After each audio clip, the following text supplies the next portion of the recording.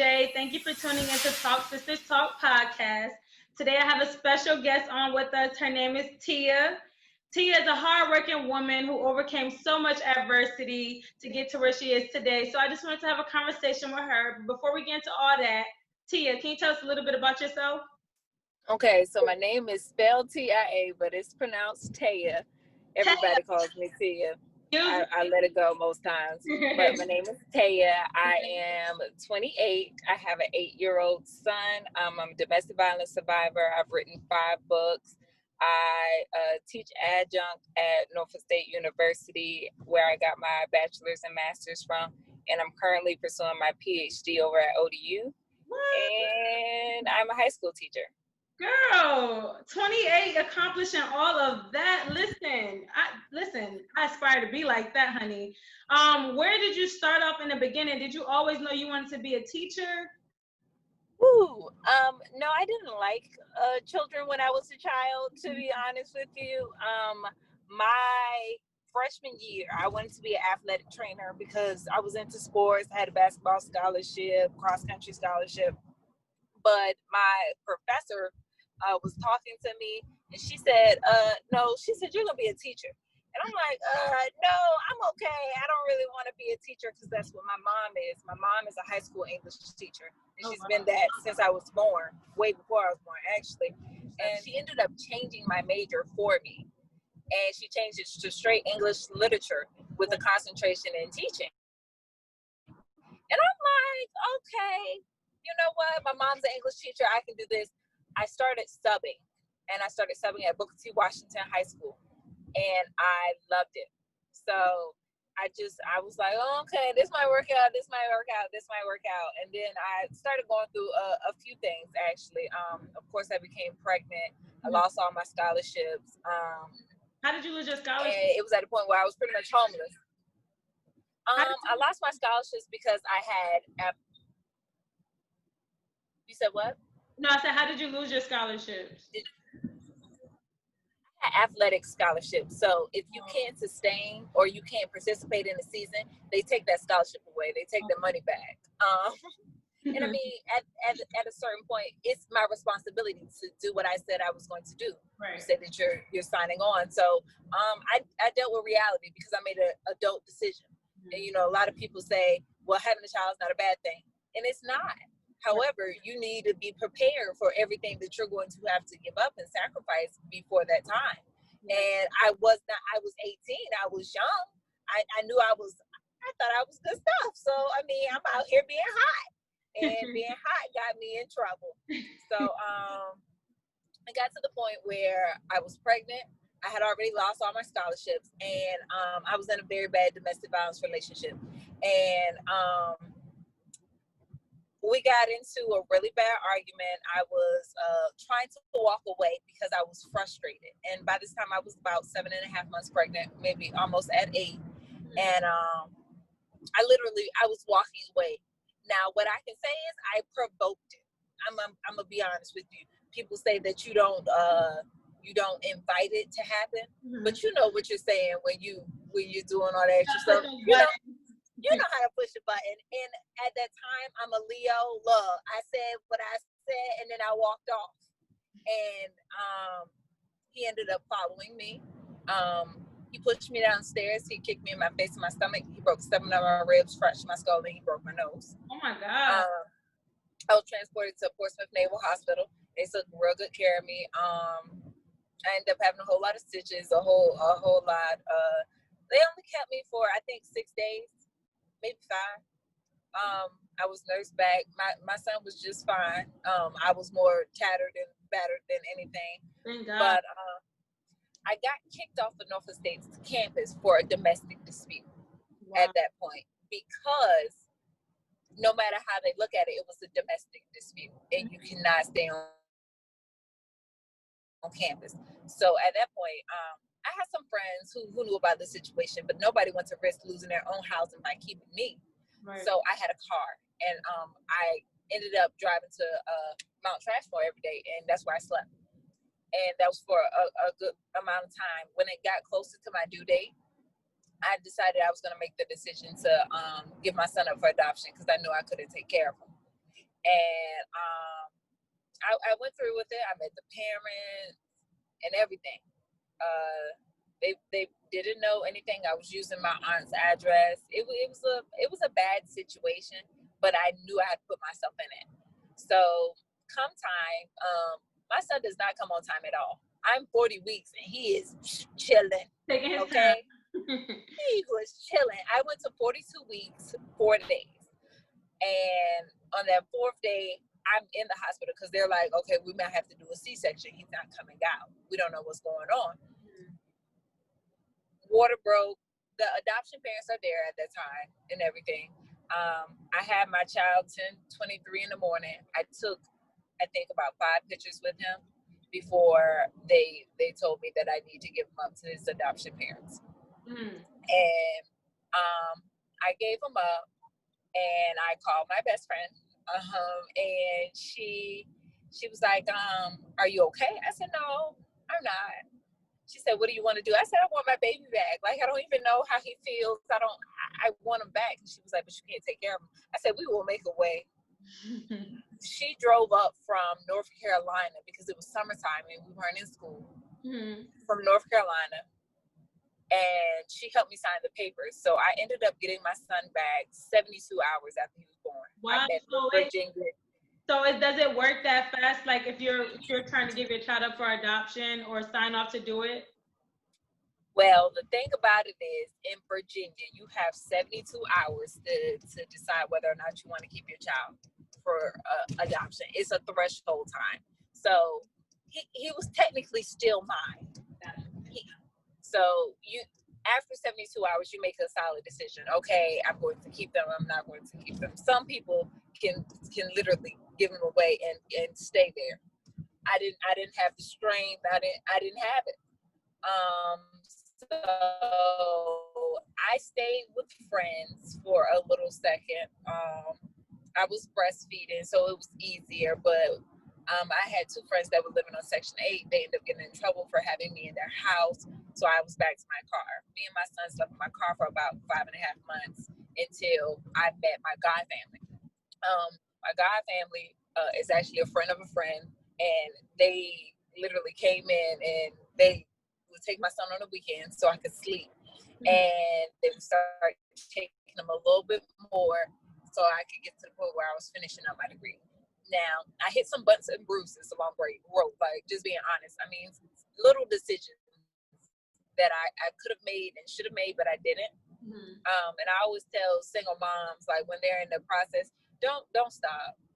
Like I stopped a few times and tried to figure out a better way and tried to maneuver. I tried to cheat life, those life lessons. When you it didn't work out. When you was when you moved in with your God family, were you still in school during that time? Like when you was pregnant with your son, was you in school, in college during that time? Yes. Now that's the thing that I don't think people understand. When you fall below grade point level and you're on SAP, it's no joke. Yeah. I was trying to bump myself back up because my first semester I ended up getting a 1.3. Second semester I got a 1.7. Third semester I got a 2.3 because I was dealing with a lot. Yeah. And so by the time I got to my so-called sophomore year, I was retaking classes. And it was not good. I was honestly ashamed. And I wasn't getting my financial aid. So I had to be put on a plan. So once I got put on that plan, they shortened my classes. So I only had 9 credits. And then once I got stable, once my God family pretty much started helping me more, because I told them I had a goal and I wanted to accomplish it and I needed help, I ended up starting taking 18 credits. I was only working 1 job. And me and my son were in a stable spot because I started working for a Norfolk public school board. Okay. So I had a job. I had solid income. Me and my son were staying in an apartment. It was better. And it kept getting better. Like I can be honest with you, I had about 3 bad years. Them first 3 years of my pregnancy and the first 2 years of my son's life, I struggled. See, a lot of us, like bad struggle. Like I didn't hear the question. What did you say? No, I was saying like a lot of us, we only see the outcome. Like I just see you like, you know, living a good life, living your dream, doing your thing, but I don't see where you came from, you know, like, so I'm like, this girl is doing, you writing books, figurative keys, you know, meeting celebrities, you know, I'm just like, this is something that I look up to. Like, I love, but I don't see what you've been through. And you know, it's very important for you to share your story because women that go through that, they need to hear that you got to keep pushing. You know, because there's light at the end of the tunnel. Right. I know for a fact that in most of my books, I have the same line. People like to skip the process in order to progress. Here we go. I mean, God can't trust you with bigger blessings if you can't handle the small ones that he gives you. And somewhere along the way, I fumbled the bag, to be honest with you, trying to do more and be more. And I realized I was skipping over those life lessons that God was giving me. Like, in order to harvest, you have to be humble. And I wasn't humble at a certain point. Like, I didn't start meeting celebrities and getting endorsements and all that stuff until I went through them first probably like 6 months of nobody talking about my book. And when I say nobody, I put that book out on Facebook and I had about 500 shares. Because I was a light person. I'm a good teacher and everything by that time. You know, I was a Zeta, so I had crossed, like I had a fan base of people who liked my personality. But I'm telling you, I had all these shares on Facebook. I had all these people reposting. And I only sold probably like 22 copies of that book when I first put it out. And I cried. For real. I called my daddy. And I was like, Daddy, I don't understand what happened. I've been posting. I've been doing the things. I took pictures with the book and blah, blah. I'm crying my eyes out. And he was like, well, you got to invest in yourself. He said, you like to sell to people you know. You need to sell to strangers because it's the people outside your circle, outside that cage that you want to be in that's going to support you more.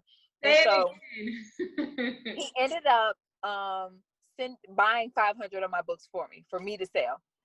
That was my boost. Like, he said, you better sell these books. I was like, all right, I'm having trouble selling the 50 I ordered on my own, but okay, I got you. So a Moja Festival is out Portsmouth, and a lot of people go to that. To rent a table there was about $450. And I was like, okay. So I partnered up with some other authors. And so we paid $150 a piece. And it was all three of us selling our books.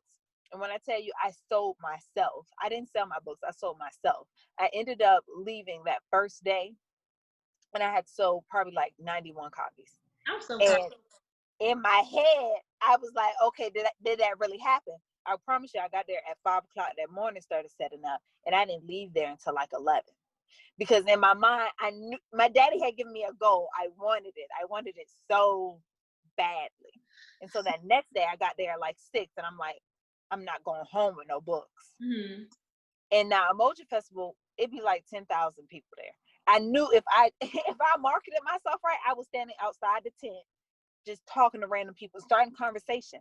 I had to learn to sell myself to strangers, but I do that every day as a teacher. I go inside that classroom and I try to convince those children that they're the best thing cooking and they need to stay in school and pursue whatever it is that they want to do. And also, you're a relatable teacher. You know what I'm saying? Like, a lot of teachers, they try to relate to the kids, but they ain't been through the struggle, or the kids can't relate to them. So that's probably another reason why, you know, you're succeeding in what you're doing, because you've been through a lot, and a lot of kids are probably going through certain things at home. Yes. But you are a living example. You know what I'm saying? That, listen, you can get through this, you know?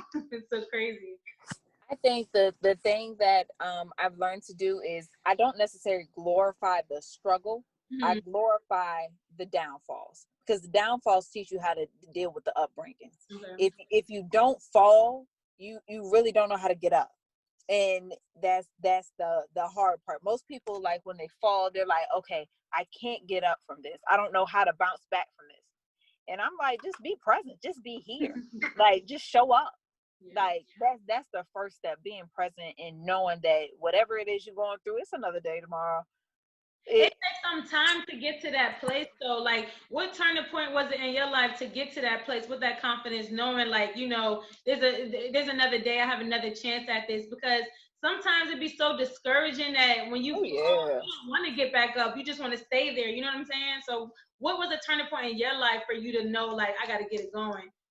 I don't have To time. be honest with you, I was in a downfall. I promise you, when I sat there in that car Mm-hmm. with my child and I had no place for him to, like, I had to go to my friend's house to wash Yeah. and, to wash him.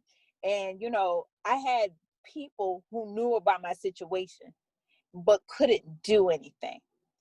Yeah. I had some people who knew and didn't try to do anything. And it was kind of like in my mindset, I'm like, yo, Taylor, like it's something has to break. I don't know what it is and I don't know how, but something has to falter. You're going to have to get better. And I remember probably like 3 months into it, I was working at Kohl's. I was still going to school. I was trying to bring my GPA up. And my manager at Kohl's was like, how are you doing today? And for the first time, I think I realized that I was still there. Like, does that make sense? Like, I was present in the moment. Like, I had already been through the hard part. I had a child. I would look, and I said, you know what? I think I'm okay. I think I'm okay. I just gotta keep on building, keep Right. on making little coins. Like, I just gotta keep on building. And that building put some legs underneath the table.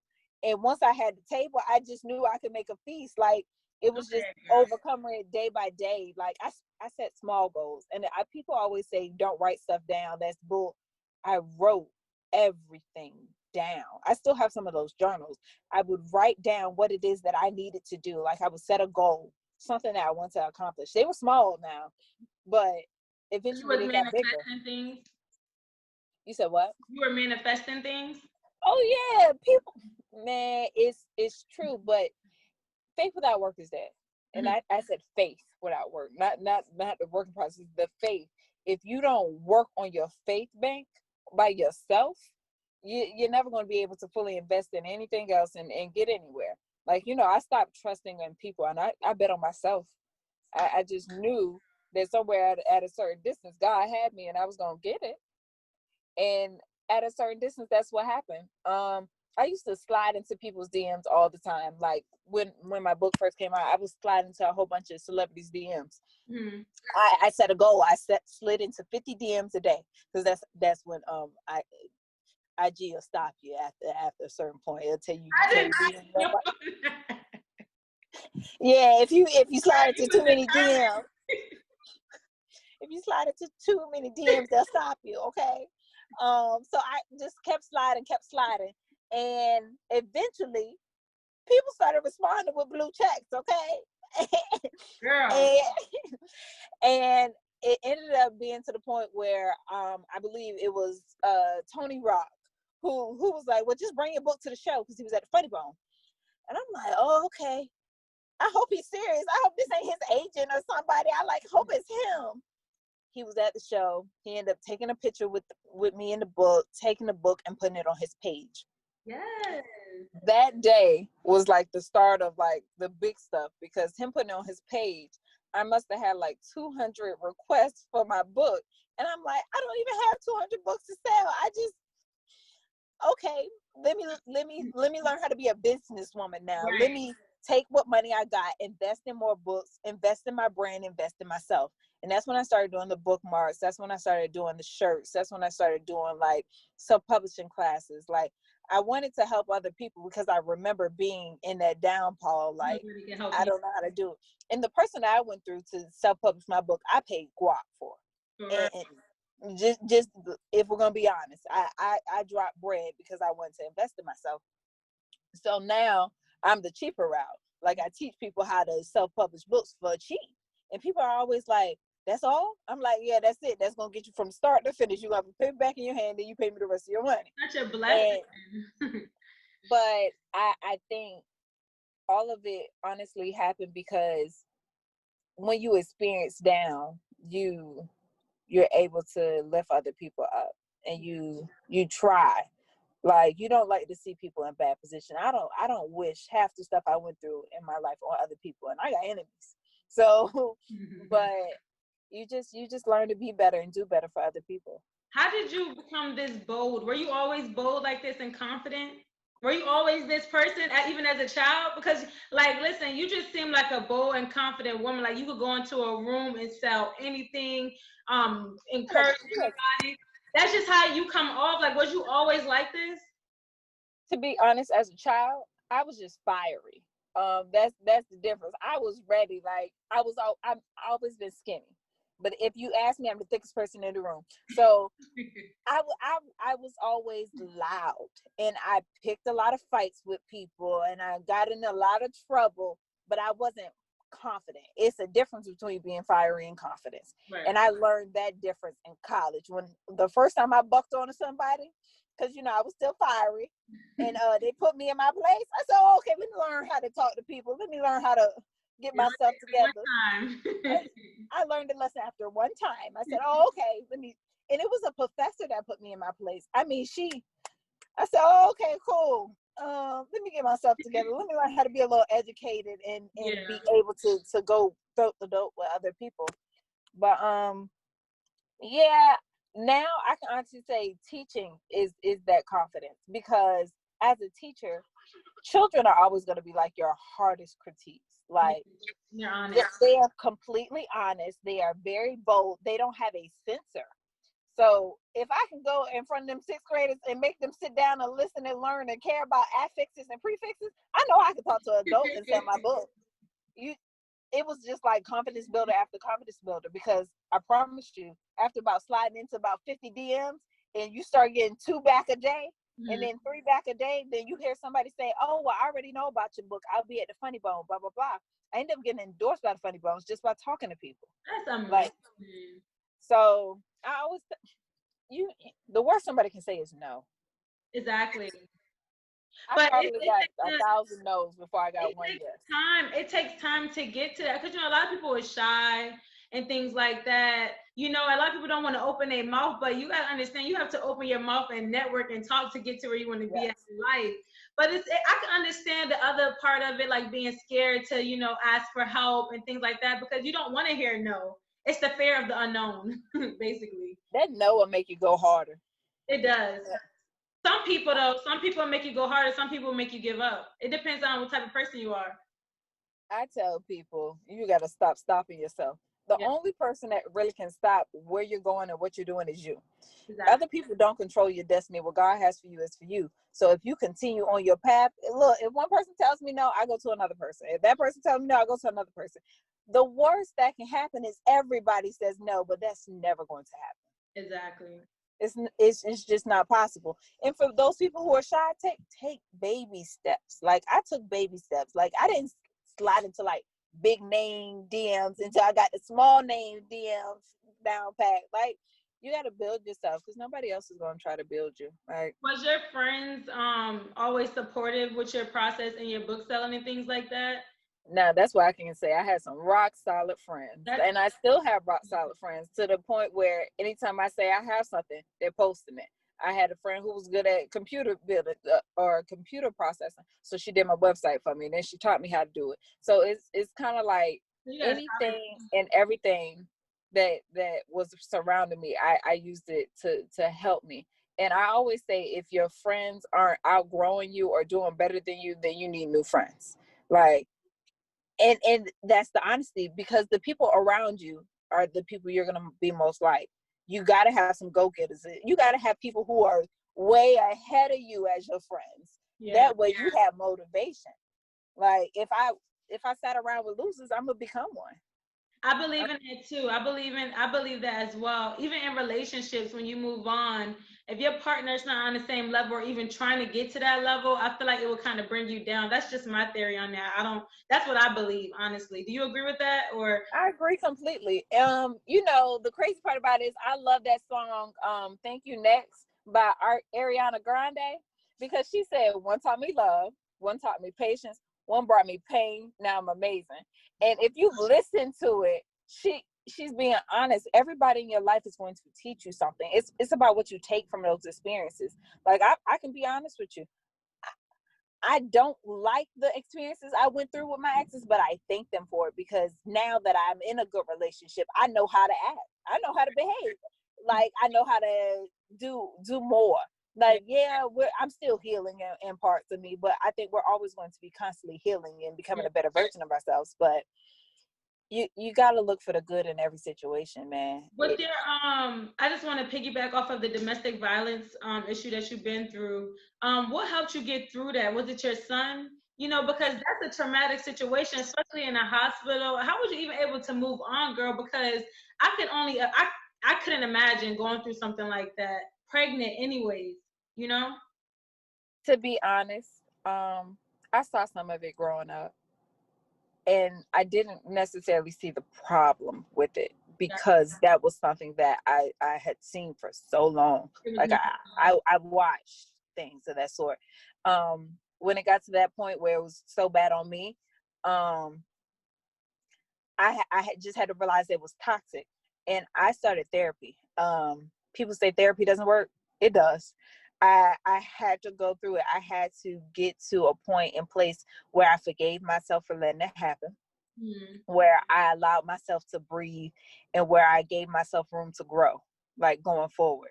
And I can tell you, I still flinch sometimes, even though my boyfriend is very sweet and he would never hit me or anything like that.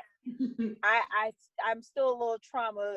I'm a little triggered, but you just have to put yourself in a place where you seek out the warning signs, and you trust in yourself. I had to learn to trust myself again, because I did not allow myself to walk away when I had the chance. Yeah, that's what I'm saying. What advice, being that you experienced that, what advice can you give a woman that's going through that situation in regards to leaving? Because I guess when you're so caught up in something like that and you're in love, you just don't want to leave that person.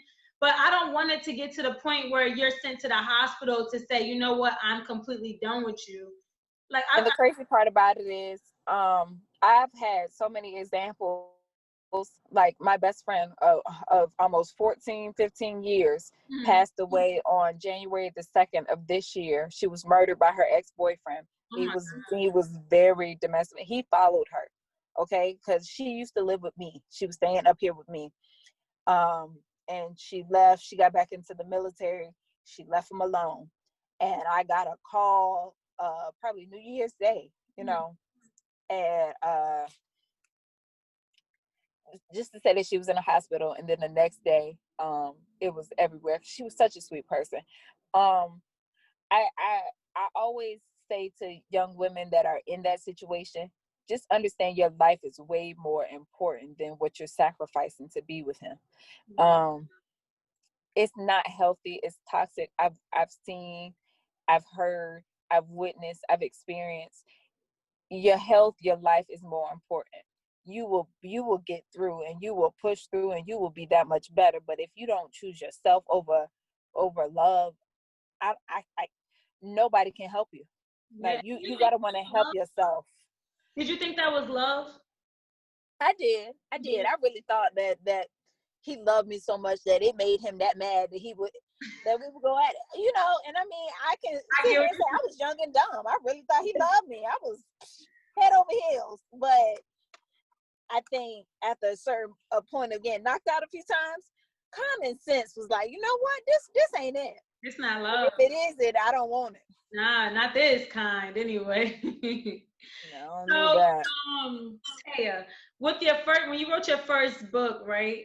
What encouraged you to write that book? Like, what was it that said, you know what, I want to put all this into a book and sell it? What was it that gave you that drive to do that? To be honest, that book is my piece. And people always ask me, what book do you like the most? That first book was me literally saying, I'm hurt and I'm trying to heal myself. If you are brave enough to try to heal yourself and learn to love yourself with me, please do it. And anybody who reads that book says this raw emotion, I know you were hurting. And I felt that hurt. It's the simple fact they can identify with that pain. Learning to love yourself is like a really hard process. As much as people will be like, oh, I love myself, I got this, your actions don't say everything that you need to. So that first book was literally me saying, Taya, you do love yourself enough. but let's figure out how to do it even more. Let's fix those broken parts. That book allowed me to fix some parts of me that I really wasn't even ready to deal with. Yeah. Like, I was depressed writing that book, like getting through it. But now I can look back and read it and semi be okay. People can honestly say, like, you know, you see me growing in my books. Like, I'm nowhere near perfect. And I'm still up here making mess ups every day, but I'm growing. I'm way better than I was at 19, pregnant. Like, you know, 28 now. And even your topics change. Well, what ended up happening is I used some of those books as my thesis for my program. I started doing research on us. I wanted to see why we are the way we are. And when I say we, I mean African Americans, people of color. We are different dynamics. It's science that says we don't operate the same. And I just wanted to understand us. So once I got a little bit of understanding of us, I started putting my personal stuff in there. And it was just good because other people were like, oh, wow, I go through this too. You're speaking to my soul. Like, when you start getting that, it makes you want to do more. Now, I need to take a break, though, because the last book drained me. When I tell you, but it came full circle, because the first book is all about self-love. Mm-hmm. Second book is 15 toxic cycles in the African American community and how to deal with them. So it's, once you learn how to love yourself, you learn how to deal with yourself. Once you learn how to deal with yourself, you learn how to deal with other people. That's when you have anxiety and everything. That's figurative keys to toxic cycles, not those, a guide to overcoming. Mm-hmm. So once you learn how to deal with other people, you always have to go back and fix your family problems. So you have figurative keys to family matters. Now, that is 12 things that I've learned to do. And some of those are therapy related, simply because I had to go to counseling with some of my family to deal with things. And then the last one that I just put out was figurative keys to finding yourself again. So where can people find your books? They're on my website, www.figurativekeys.com, but they're also on Amazon, Walmart.com. If you search my name, it'll pull up.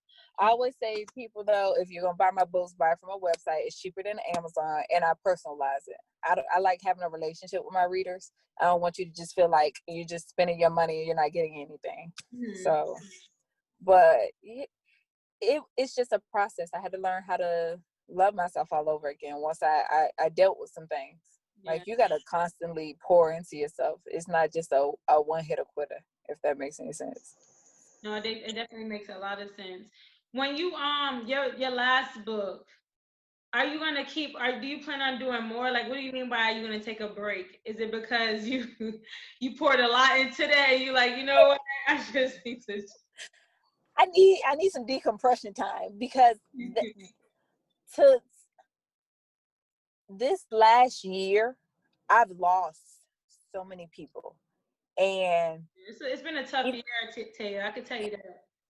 This year has been hard. It has. Like, it has. I'm not even gonna lie. Like, I took a loss after loss after loss. I had to go to some funerals, and I don't do well with funerals. Like, I lost people close to me. And the thing about it is, when you lose people that aren't close to you, it's kind of like, dang, I feel sorry for them. Yeah. Like, you know, I'm paying respect to the family. But when you lose people that you talk to every day, man, it hit me on a whole nother level. Like, I was numb. Yeah. And it got to the point where I didn't know if I was numb or if I was strong. Like, because it kept happening. Like, it was death after death after death. Woo, like, yeah. And so to push through that last book, I had to pull through some things. So I said I was going to take a break, but I want to start a new series, and I want it to be for the teenagers. Like, teaching high school, I see them like dealing with a lot of stuff, and I just think it's a better way, and I want to help them get to that better way. I started a book with my students, but then COVID happened. So we weren't in school, but I'm going to try to pick it back up because I have some chapters. So I'm going to try to release it. But Wavy 10 did a story on it. I was going to do a story for the millennials. So hopefully we can get that back together. But I want to take a break. teaching virtually right now. I don't know how I'm gonna get these students together. Lord Jesus. Speaking of teaching, like, how do you, how has it been during this COVID situation? Like, is it working out well, because it just seemed a little difficult. It's better when you're in person than online. Much better. You know what I'm saying? And as a teacher, how is it for you? It's much more work. As much as people think that teachers are chilling right now, we're not. We're going crazy because we have to do virtual lessons. We have to virtually lesson plan. It's much different, and it's much more workload on us. Yes, we might get to sit at home and be in the classroom, but I would rather be with the students. It's less work. I know for a fact they're listening, they're paying attention. I have students who play on their game the whole time we're in class, and all I can do as a teacher is report them. I have students that don't turn on the cameras, don't turn on their mics, and then you have students who are straight disrespectful, who are just cursing and doing all the extra. And it's not in class like I can sit there and correct them, and they know Get out of the classroom. Yeah, I mean, I'm virtually teaching. I'm over here trying to mute them, and it's a little different. But we're gonna get through it. I was about to say, I'm building a rapport with my classes. Most of my students have said, this is my favorite class. I can tell you cool and stuff like that. So you got to work on them. It's not going to happen overnight. It's a process. And also, I wanted to touch on, because this is big, especially in the Black community. I know growing up, counseling and therapy wasn't something that was looked up on. It was more so like, we can deal with this in home, or go to church. God got us and things like that. How did therapy work for you and your family in counseling? Like, was that something good? Was that a good decision you made? Do you feel like there's a lot of progress out of that? Great decision. It's always good to have a stranger be able to point things out. People who know you it's going to affect you a different way. Somebody who doesn't know you, who's analyzing the situation, who can say, no, this is what you need to do. This is not how you need to handle it, because they're clinically trained to do things, is much better. I always say go to a professional. Yeah. And if I don't know something, I'm going to go to somebody who knows that item. I'm not going. Family and friends are there with good reason. Mm-hmm. I'm going to say that. But your family and friends are not clinically trained to deal with all your problems. You're and right. That's just the honesty. You're right. They're going to give you what they know from their experiences. Whereas you can go to a professional who has learned how to deal with certain things and understands why your mind works the way it does, and can tell you, no, you just have some anger management. We need to give you some things so you don't blow up so fast. Yeah. And I mean, it works. That's good. Honestly, that's good, especially to hear that from a woman, you know what I'm saying, that's reachable, that does work. So if you guys are thinking of going to counseling or therapy because you can't get through things yourself, you should definitely consider it. Yeah. Okay, so thank you, Taya, for coming up here. You definitely is a sister with a plan. I mean, you're doing great things. I just wanted to know, what is your goal in life? Where do you see yourself in the future? Being that you manifest things, write your goals down, girl, and got to get your PhD and everything, where can I see you in the future? All right, so my short-term goals right now are to finish school and get a PhD. I always wanted a doctor in front of my name. I want to teach full-time on the collegiate level. As much as I love high school and middle school, I want to be able to reach the masses on the full-time, to be able to inspire, younger me's who are right there and say, no, I'm going to be done at my bachelor's. No, get your master's, get your PhD. I want to be able to inspire. In the long run, honestly and truly, I want to open a school. And people are always like, no, you got to have a whole bunch of money. No, it's grants. It's things out there. If you want to do something in the community and be of the community, it's resources. So I want to do a think tank, and I want to open up a bookstore. So I want different things. I just got to work on them. Listen, it's an honor for me to have you up here, girl. I'm so glad I have a celebrity on my show. Don't do that. Listen, I have a whole celebrity up here, y'all. No, thank you, seriously. You manifest everything you pray for. Your faith is right. I definitely believe that you have great things in store for you, girl. And it's an honor for you to come up here and share your life and just who you are today. You know, I want to thank you for that. And in the future, please, we got to link up so I can hear what you're doing. Thank you for coming. Tell me what you're doing so we can look while we're on here. Let's talk about how much you manifested things and how great you are too. Listen, it's a growth process. Like, you have to get your mind right. You got to really figure out what you want to do. And when you're in here and you like, I want to help women. See, you want to help children, and eventually you want to help other people, adults. I want to help women. My focus is on women, all types of women. Like, what do you want to do? Share your story, inspire others, because at the end of the day, I feel like we need each other to become what we are destined to be. You feel me? So that's my goal. And right now I'm starting small. I'm reaching out to women. This ain't small. This is big. Because you put it in place. It's a plan and it's happening. This is big. All the ladies in the community, I have so many more women that I want to have up here on my show to just talk and just, you know, let me know what you got going on, what you've been through, how you overcame that, girl, because it inspires me and I know it inspires others. You know what I'm saying? So thank you for coming up here, and I can't wait to see what's in store for you. Yes, great things for you too. Thank you, girls. Bye. Bye. So, sis, tell me, what's your plan?